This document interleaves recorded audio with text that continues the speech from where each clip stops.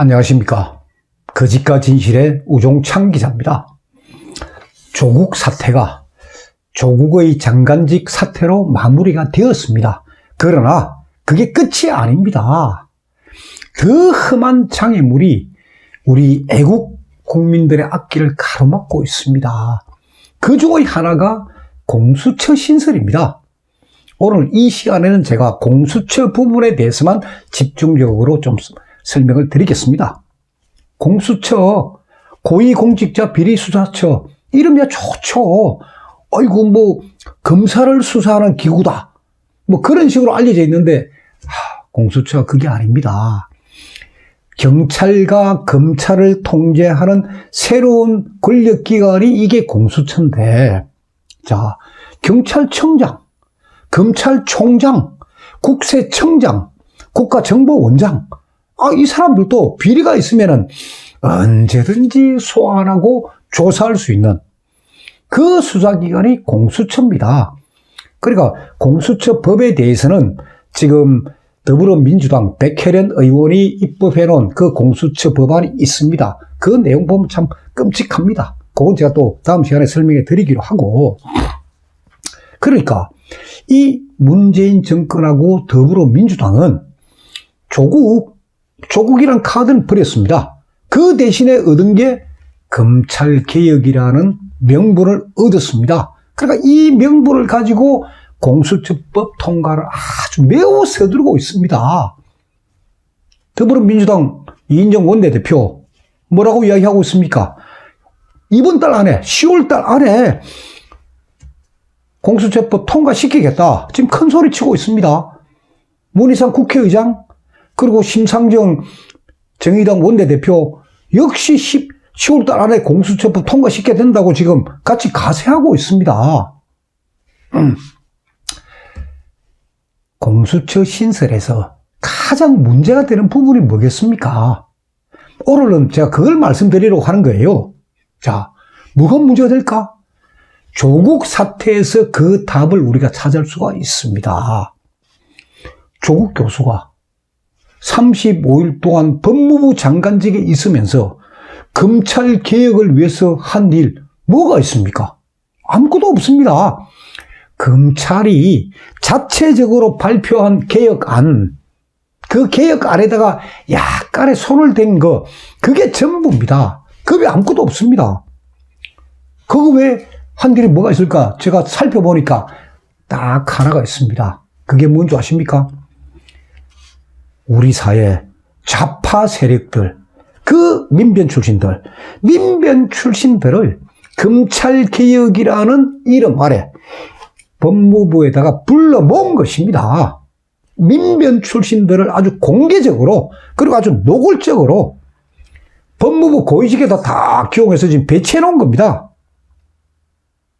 이와 마찬가지로 공수처라는 새로운 수사기관이 신설되었을 때, 공수처는 제가 방금 말씀드린 것처럼 민변 출신들의 놀이터가 될 게 뻔합니다. 그래서 제가 걱정하고 있는 겁니다. 그동안에 민변 소속 변호사들이 대한민국을 위해 한 일이 뭐가 있습니까? 간첩들 변호하고 좌파 세력들 두둔하고 결국 우리 사회에, 우리 대한민국에 혼란을 조성한 세력이 바로 민변입니다. 그렇기 때문에 공수처가 신설이 되면은 민변에 의한, 민변을 위한 새로운 검찰청이 탄생하는 겁니다. 이것이 바로 공수처의 본질입니다. 민변에 의한, 민변을 위한 새로운 검찰청. 그게 공수처입니다. 자, 문재인 정권 출범 이유를 우리 한번 가만히 보십시오. 자, 문재인 정권 출범하자마자 좌파 성향 판사 9명 대법관에 임명했습니다. 지금 대법원이 완전 좌파 성향으로 기울어진 게 문재인 정부 들어와서 이래 된 겁니다. 헌법재판소 보세요. 대법원보다 더 심하게 지금 완전히 좌파 일색으로 지금 포진이 되었습니다. 문재인 정권이 앞으로 장기 집권을 하기 위해 가지고 이 좌파 자기네들하고 같은 성향인 좌파 출신들, 대법관, 헌법재판관들 다 기용해 놓은 겁니다. 자, 대법원 장악하고 헌법재판소 장악하고 이런 판국에 대한민국 최고의 수사기관인 공수처마저 좌파들이 장악하면, 아니 우파 애국 국민들은 누가 보호를 해줍니까? 문재인 정권은 결국 이 공수처를 통해 가지고 우리 사회에 공포 정치 조성하는 거예요. 그리고 영구집권하겠다 하는 그런 지금 꿈을 갖고 있는 거예요. 자유민주주의가 아니라 민중민주주의로 대한민국 체제를 바꾸려 하고 있습니다. 문재인 정권에서 이야기하는 새로운, 지금까지 경험하지 못한 새로운 나라, 그게 바로 민중민주주의입니다. 그래서 이거 공수처, 이거 무조건 막아야 됩니다. 대한민국의 대다수 국민들이 검찰개혁을 바라는 이유는 뭐겠습니까? 제가 볼 때 아주 복잡하지 않습니다. 자, 직업, 학벌, 어떤 재산, 그하고 아무 관계없이 대한민국의 모든 국민들은 헌법과 법률에 근거해서 공정한 수사와 공정한 재판을 받게 해달라. 이게 바로 검찰개혁의 본질 아닙니까? 국민들이 요구하는 본질이 공정한 수사, 공정한 재판을 받게 해달라. 우리 사회에 억울한 사람이 없게 해달라. 이게 검찰개혁의 본질 아닙니까? 자, 그럼 우리가 궁금하면 생각해 보세요. 지금 대한민국 사회에서 가장 억울한 사람이 누구겠습니까? 여러분 누구라고 생각하십니까? 박근혜 대통령 아닙니까? 박근혜 대통령은 사실이 전혀 아닌 언론에 의한 온갖 가짜 뉴스, 그리고 좌파들의 선전과 선동과 모략에 의해서 대한민국 헌정사상 최초로 탄핵이 되었고, 그리고 구속된 대통령입니다. 자, 그러니까 검찰개혁을 하겠다면은 멀리 갈 필요도 없습니다. 지금 바로 눈앞에 보이는 박근혜 대통령 사건, 이 재판, 이 사건부터, 이거부터 억울하지 않게 바로 풀어주면 될 거 아닙니까?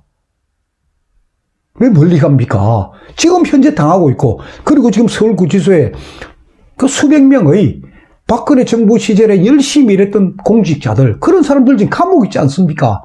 그 사람들의 잘못된 재판부터, 잘못된 검찰 수사부터 그 바로 잡아주는 게 그게 검찰개혁 아니겠습니까? 헌법재판소의 대통령 탄핵 결정이 잘못되었다. 다음에 검찰과 특검이 위법하고 부당한 수사를 했다. 그리고 사건의 실체적 진실이 있는데도 법원이 이를 외면했다 하는 그 책임을 묻는 작업을, 그 작업을 하는 게 검찰개혁, 우리 사회에 진짜 공정한 법치를 실현하는 그 지름길입니다. 자, 보세요. 조국 사태가 터졌습니다. 조국 사태가 터지니까 지금 대한민국 언론들 보십시오. 조국, 그 개인의 위선, 그리고 그 가족들이 저지른 불법 행위 아주 신나게 보도를 하고 있습니다. 그러면서 지금 현재 진행되고 있고, 그들이 3년 전에 저질렀던 박근혜 대통령에게 가했던 아주 잘못된 행위는 아무런 언급을 안 하고 있습니다. 바로 그게 검찰개혁의 핵심인데 말입니다. 저는 이런 언론 보도가 아주 잘못되었다고 생각합니다. 검찰개혁은 멀리 갈 거 없습니다. 박근혜 대통령 사건의 재수사에서 시작되어야 한다 하는 게 제 지론입니다. 박근혜 대통령의 파기환송심 재판이 10월 말부터 이제 시작이 됩니다.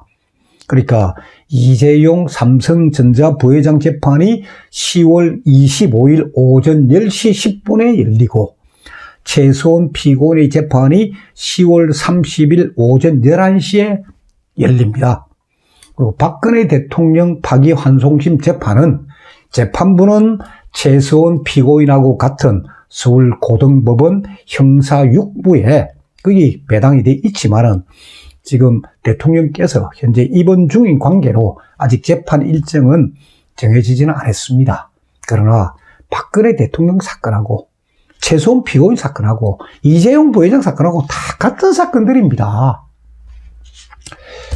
저는 박근혜 대통령 사건의 이 실체적 진실을 지금 재판부에 지금 알리기 위해 가지고 대통령을 묻어버린 거짓의 산 제2권, 1권이 아니고 2권을 열심히 쓰고 있습니다. 1권은 제가 이미 썼습니다. 이미 책이 나와 있고 2권을 쓰는데 이 2권에는 무슨 내용이냐? 그러니까 1권에서는 박근혜 대통령 사건의 그 전체적인 진실을 제가 쉽게 이해할 수 있게끔 그리고 쉽게 빠르게 읽을 수 있게끔 제가 정리를 했고, 자, 2권에서 쓸 내용은 뭐냐? 미르재단의 진실, 승마 사건의 진실.